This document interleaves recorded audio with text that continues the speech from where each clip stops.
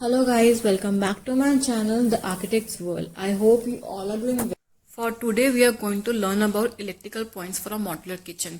हम किचन में कहाँ पॉइंट्स दे सकते हैं उसके बारे में बात करेंगे. हम मॉड्यूलर किचन के बारे में बात करेंगे. हम जो पॉइंट कवर करेंगे वो होंगे कि कहाँ पे दे सकते हैं, कितनी हाइट पे दे सकते हैं, मॉड्यूल का साइज क्या होना चाहिए और उनके क्या यूजेस हैं. Okay guys, let's start with the video. आपको स्क्रीन पे लेआउट प्लान दिख रहा होगा जिसके राइट हैंड साइड पे पहले रेफ्रिजरेटर है, देन स्टोव है, देन मेरा वॉशिंग एरिया है एंड लेफ्ट हैंड साइड पे पहले टोल यूनिट है, इलेक्ट्रिकल यूनिट है, देन वर्किंग स्लैब है और लास्ट में मेरा सिंक है. तो हम बात करते हैं पहले सबसे पहले पॉइंट की. सबसे पहले हमें ज़रूरत होता है main switch board. Main switch board जो होता है वो हमेशा किचन की एंट्रेंस के आसपास होना चाहिए ताकि वो इजीली एसेसेबल हो. कोई भी बंदा अगर अंदर आ रहा है तो वो इजीली एसेसेबल कर सके मेन स्विच बोर्ड को. इस बोर्ड की जो हाइट होती है 3 फीट 6 इंच की. इसमें दो टाइप के मॉड्यूल हम यूज़ कर सकते हैं. पहला होता है 8x6 का और सेकंड होता है 9x3 का. मॉड्यूल हम एज पर स्पेस यूज़ कर सकते हैं. दोनों सेम ही काम करते हैं, बस सिर्फ देखने का फ़र्क होता है. 8x6 और 9x3 सिर्फ साइज़ का डिफरेंस है, बाकी कोई डिफरेंस नहीं होता. इस वाले बोर्ड में हम क्या क्या चीज़ें कवर करते हैं वो करते हैं फैन का रेगुलेटर, चिमनी, एग्जॉस्ट फैन और अवन. जैसे कि चिमनियों और एग्जॉस्ट फैन और अवन है, इनकी मेन पावर का पॉइंट इन जहाँ पे चिमनी लगी हुई है वहीं पे ही होगा.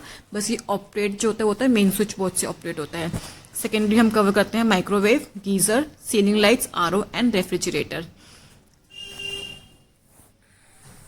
पॉइंट नंबर 2 है रेफ्रिजरेटर. जो पॉइंट हम रेफ्रिजरेटर के लिए छोड़ते हैं, फॉर एग्जांपल अगर हमारे पास स्पेस है 3 फीट 6 इंच का, तो या तो हम उसका सेंटर लेंगे या जिस साइड से हमारा हाथ अंदर जा सकता है ईजिली उस साइड से हम 6 इंच छोड़ के पॉइंट देंगे.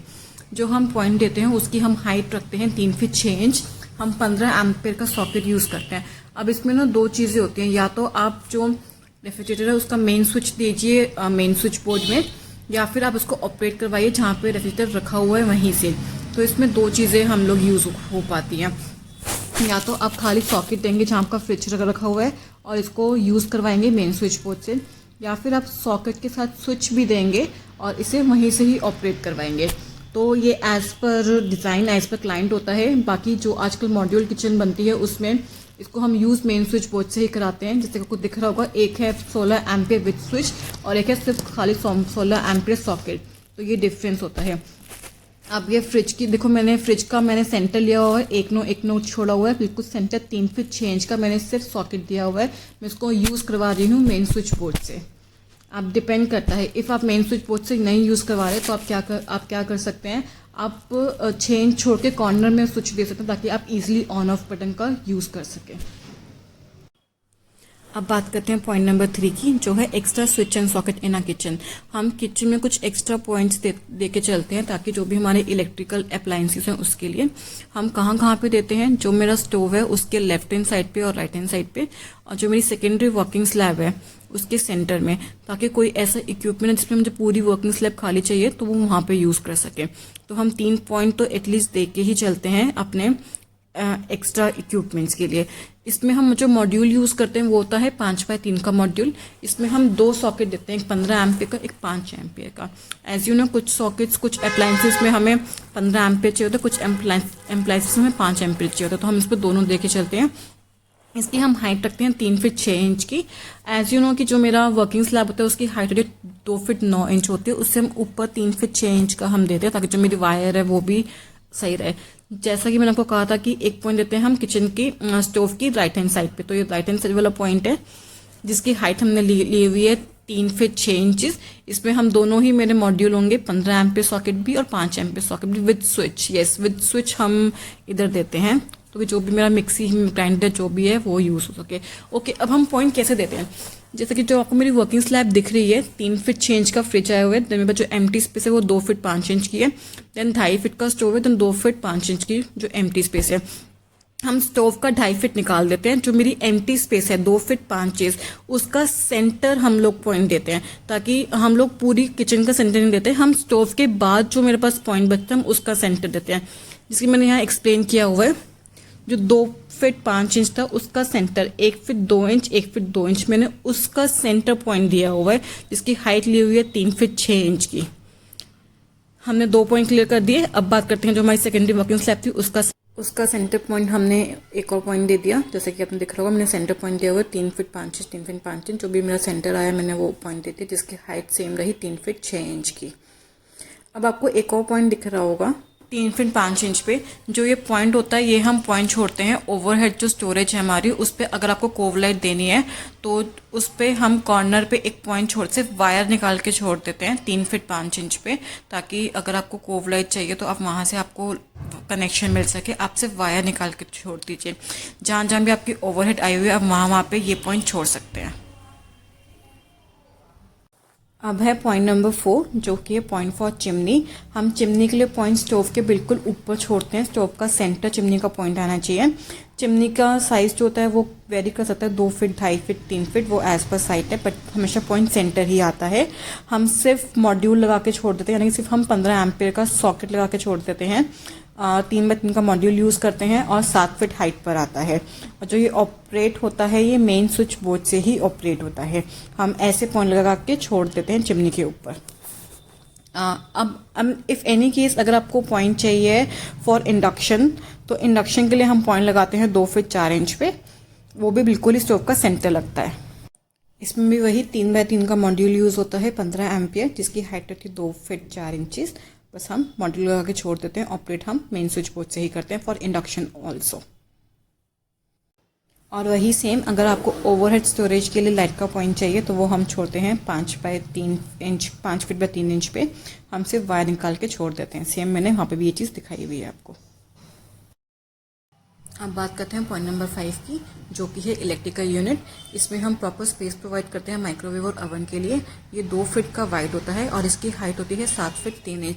जितनी अपनी ओवरहेड स्टोरेज की हाइट होती है उतनी ही हाइट इसकी होती है। प्रॉपर टावर बनता है 2 फीट बाय 7 फीट 3 इंच का। इसमें क्या क्या होता है, सबसे नीचे आता है अपना multipurpose storage, then oven, then microwave, और ऊपर फिर से मल्टीपर्पज़ स्टोरेज। अगर ये तो अपना मॉड्यूलर किचन है तो इसको हम इलेक्ट्रिकल यूनिट प्रॉपर प्रोवाइड करते हैं। अगर आपका किचन मॉड्यूलर नहीं है, आपने स्लैब पे माइक्रोवेव रखा हुआ है, तो आप उस अकॉर्डिंग भी स्विच पॉइंट छोड़ सकते हैं। इसमें हम क्या करते हैं 15 एम्पियर का सिर्फ सॉकेट लगा के छोड़ देते हैं। इसको हम ऑपरेट करते हैं मेन स्विच बोर्ड से। 3x3 का मॉड्यूल होता है, 15 एम्पियर सॉकेट टूल होता है। इसको हम यूज़ करते हैं मेन स्विच बोर्ड से, ताकि आपको माइक्रोवेव और ओवन को छेड़ना ना पड़े। आप उसको जब भी टर्न ऑन करना तो आप सीधा मेन स्विच बोर्ड से उसको टर्न ऑन करें। अगर आपका किचन मॉड्यूलर नहीं है तो आप स्लैब पे भी 3x3 का विद स्विच पॉइंट छोड़ सकते हैं। एंड इसमें कैसे हम डिवाइड करते हैं, सबसे नीचे अपना 2 फीट का जाता है मल्टीपर्पज़ स्टोरेज, देन 2 फीट का ओवन, देन 18 इंची का माइक्रोवेव, देन ऊपर 18 इंची का फिर से मल्टीपर्पज़ स्टोरेज।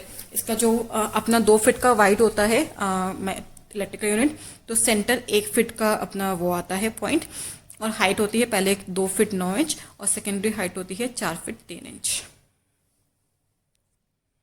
पॉइंट नंबर 6 की बात करते हैं, जो कि है गीज़र।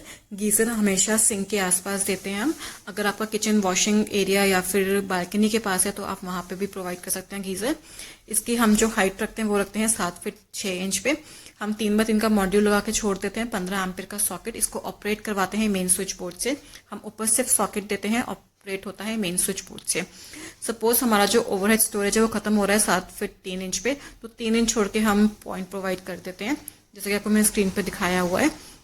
इसकी लाइव पिक्स भी आप देख लीजिए। हम ऐसे मॉडल लगा के छोड़ देते हैं, इसको ऑपरेट करवाते हैं मेन स्विच बोर्ड से।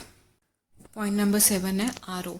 आरओ अपने 2 टाइप के होते हैं, एक होता है सिंक के नीचे और एक होता है ऊपर प्रॉपर एक स्पेस देना उसको कैबिनेट के अंदर। तो पहले हम बात करते हैं नीचे सिंक की। अगर हम सिंक के नीचे आरओ दे रहे हैं तो उसकी हाइट होती है 21 इंच, 1 फीट 9 इंच। 3x3 का मॉड्यूल लगा के छोड़ देते हैं 15 एम्पियर सॉकेट का, जिसे हम ऑपरेट करवाते हैं मेन स्विच बोर्ड से। ऐसे सिंक के नीचे 21 इंच पे मॉड्यूल लगा के छोड़ देते हैं। इफ़ आपने प्रॉपर स्पेस दिया आरओ, जैसे कि मैंने आपको इस पिक में दिखाया हुआ है, तो इसकी हाइट होती है 6 फीट। सेम वही मॉड्यूल रहता है, वही 15 एम्पियर रहता है। अपना पॉइंट नंबर 8, जो कि है वॉशिंग मशीन। जैसा कि आपको लेआउट में दिख रहा है कि प्रॉपर एरिया दिया हुआ है वॉशिंग एरिया, तो यहाँ पे वॉशिंग मशीन के लिए पॉइंट आएगा। वॉशिंग एरिया में हर लेआउट में कंपल्सरी नहीं कि वॉशिंग एरिया आया हो, जहाँ आया हो तो वहाँ पॉइंट भी पक्का आएगा। जिसकी हाइट होती है 3 फीट 6 इंच की। मॉड्यूल होता है 5x3 का। इसमें हम 2 सॉकेट देते हैं, 15 एम्पियर और 5 एम्पियर। एक तो वॉशिंग मशीन के लिए होता है और एक एक्स्ट्रा छोड़ देते हैं हम 5 एम्पियर का और 15 एम्पियर का, जिसकी हाइट होती है 3 फीट 6 इंच की। और जहाँ हमारी वॉशिंग मशीन आई हुई है वहाँ पे ये पॉइंट आता है। अपना लास्ट पॉइंट है point number 9, exhaust fan. Exhaust fan जहाँ हमारी विंडो होती है हम उसके ऊपर एग्जॉस्ट फैन देते हैं। हम ओनली वायर छोड़ देते हैं जिसको हम ऑपरेट करवाते हैं मेन स्विच बोर्ड से। इसकी हाइट रहती है 8 फीट। अगर आपका जो भी आपका सिल लेवल है, आपके सिल लेवल डिपेंड करता है। अगर आपका सिल लेवल 8 फीट तो 8 फीट रहेगी इसकी हाइट। और ये ओनली वायर हम छोड़ देते हैं। So that's all for the video.